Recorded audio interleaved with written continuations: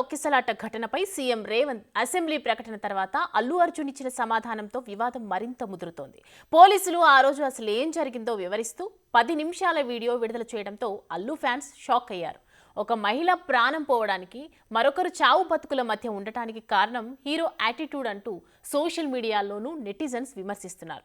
మరోవైపు రేవతి కుటుంబానికి న్యాయం చేయాలంటూ జేఏసీ నేతల నిరసనతో వ్యవహారం మరో అంకానికి చేరింది. పోలీసులు నిందితుల్ని అరెస్ట్ చేశారు. ఇవాళ కోర్టులో హాజరుపరచనున్నారు.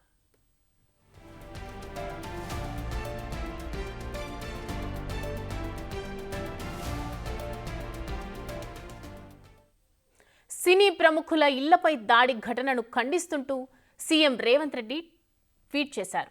శాంతి భద్రతల విషయంలో కఠినంగా వ్యవహరించాల్సిందిగా రాష్ట్ర డీజీపీ, నగర పోలీసు కమిషనర్ను ఆదేశిస్తున్నానని తెలిపారు. ఈ విషయంలో ఎలాంటి అలసత్వాన్ని సహించేది లేదని స్పష్టం చేశారు. సంధ్యా థియేటర్ ఘటనలో సంబంధం లేని పోలీసు సిబ్బంది స్పందించకుండా ఉన్నతాధికారులు జాగ్రత్తలు తీసుకోవాలని సీఎం రేవంత్ రెడ్డి ఆదేశాలు జారీ చేశారు.